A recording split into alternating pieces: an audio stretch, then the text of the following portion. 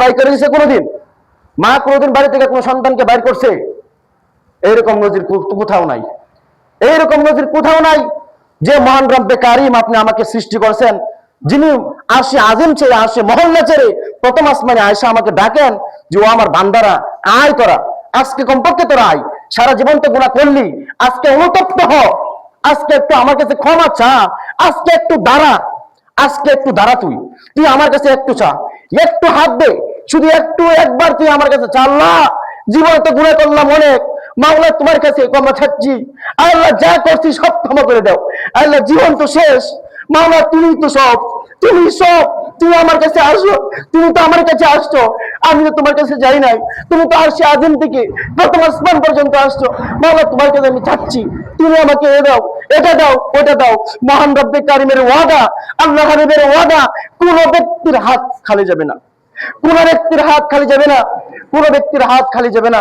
প্রিয় ভাইয়েরা, প্রিয় ভাইয়েরা, মহান রব্বে কারিম আপনি এত দয়া, এত ক্ষমাশীল, এত মায়াশীল, আপনি একবার হাত তুলেন, শুধু একবার আপনি প্রভুর কাছে হাত তুলেন না, দেখবেন আপনি বারবার অপরাধ করছেন, মায়ের কাছে গেছেন, বাপের কাছে গেছেন, আরো অনেক মানুষের কাছে গেছেন, তারা কখনো আপনাকে ক্ষমা করবে না, তারা কখনো ক্ষমা করবে না। বাপের কাছে গেলেও যদি সে অপরাধ একটু কঠিন হয়, বাপ ক্ষমা করবে না, কিন্তু আপনি একটু মায়ের কাছে যায়েন, একটু মায়ের কাছে যায়েন, যে বলেন মা অপরাধ তো করলাম, মায়ের অপরাধ তো করছি, তুমি আমার ক্ষমা করে দিও। দেখবেন কোন ব্যক্তির মা এমন নাই যে সন্তানকে মাফ করবে না, এমন কোন মা নেই পৃথিবীর ভিতরে যে মা তার সন্তানকে ক্ষমা করবে না। কিন্তু মায়ের যদি এতটুকু ভালোবাসা হয়, মায়ের যদি একটু সাধারণ মহিলা, যাকে যিনি আমাকে গর্ভে ধারণ করছেন, উনার যদি এত দয়া হয়, যে মালিক, যে খালেক, যে সৃষ্টিকর্তা, আপনি আমাকে দয়া করে মেহেরবানি করে বানাইছেন, ওই মালিকের কাছে যদি আমি একবার চাই, দুনিয়ার মানুষ ফিরিয়ে দিতে পারে, পিতা ফিরিয়ে দিতে পারে, দুনিয়ার সমস্ত মানুষ ফিরিয়ে দিতে পারবে, নিজের মাও ফিরিয়ে দিতে পারে, কিন্তু মহান রব্বে কারিম আপনি আমাকে কোনোদিন ফিরিয়ে দিবেন না, কোনোদিন ফিরিয়ে দিবেন না, কোনোদিন ফিরিয়ে দিবেন না। প্রিয় ভাইয়েরা, মরে তো যাবই, মরে তো যাবই আমরা, কোনোদিন আমরা বাঁচতে পারবো না। এই পৃথিবী থাকার জায়গা না, এই পৃথিবীটা থাকার জায়গা নয়, একদম সংকীর্ণ একটা জীবন, একদম সংকীর্ণ একটা জীবন। এই জীবন দিয়ে আপনি আমি কিছু করতে পারবো না, সামান্য একটা জীবন, এই জীবন আপনার শেষ হয়ে যাবে, পুড়িয়ে যাবে। কিন্তু মহান রব্বে কারিম যে আপনি আমার জন্য বিশাল দীর্ঘ একটা সময় রেখে দিয়েছেন, ওই সময় কোনোদিন আপনার শেষ হবে না, পুড়বে না।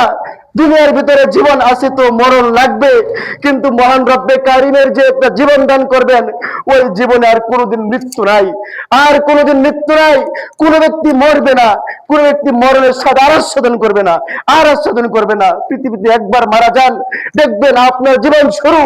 এখন তো জীবন এটা শুরু হয় নাই আমার, এখন যে আমি জীবিত, এটা আমি জীবিত নই, বরং একটা আমার জিসিম পৃথিবীর ভিতরে আল্লাহ পাঠাইছে, আর এটাকে জীবিত বলা হয় না। জীবিত তো সেটাকে বলা হয় যে সর্বদাই থাকবে। আল্লাহ পাক যাকে বানাইছেন, ওই বানানোর পর থেকে শেষ পর্যন্ত যে জিনিসটা জীবিত থাকে, ওইটাকে বলা হয় জীবিত। আমি তো জীবিত না, আমি তো মৃত, আমি তো একটা মৃত, যে মৃত একটা বস্তুর ভিতরে আমি অবস্থান করতেছি, যে কিছুদিন পরে সেটা নিঃশেষ হয়ে যাবে, এরপর বিলীন হয়ে যাবে, আর সেটা থাকবে না, আর থাকবে না, সেটা খুঁজে পাবেন না, সেটা আর পাবেন না। এটা তো একটা সাধারণ জিসিম মাত্র, এটা তো শরীর, এর ভিতরে মহান রব্বুল আলামিন একটু ফুঁক দিয়ে দিয়েছেন। এটা সাধারণ একটা বিষয়, সাধারণ একটা বিষয়। এই জীবন আপনার কাছে থাকবে না। আজকে ভালো আছি তো খারাপ আছি, যেভাবে আমি থাকি, আল্লাহ পাক আমাকে নিয়ে যাইবেন, আল্লাহ পাক আমাকে নিয়ে যাইবেন, অবশ্যই আল্লাহ পাক আমাকে নিয়ে যাইবেন। একদিন আজরাইল আলাইহিস সালাম আমার সাথে সাক্ষাৎ করবে।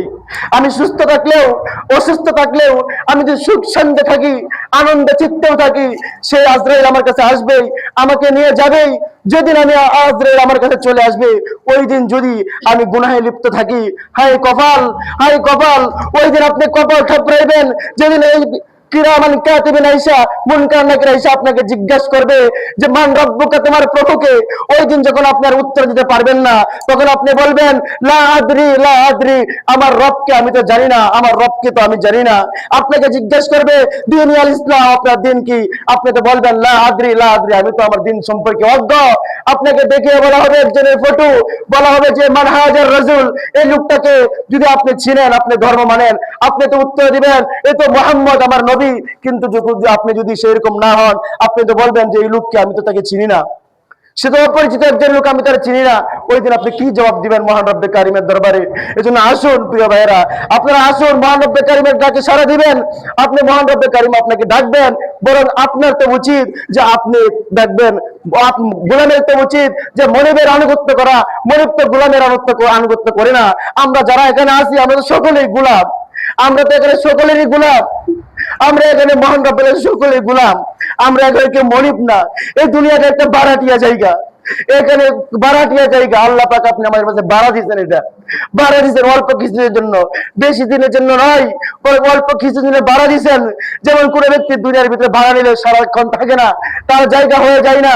একজনের করে ভাড়া নিলে সে সর্বদা থাকে না এখানে, বরং এখান থেকে সে চলে যায়, স্থানান্তর হয়ে যায়।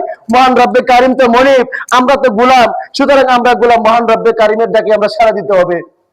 সর্বদাই মহান রব্বে কারিমকে আমার স্মরণ রাখতে হবে। সেটা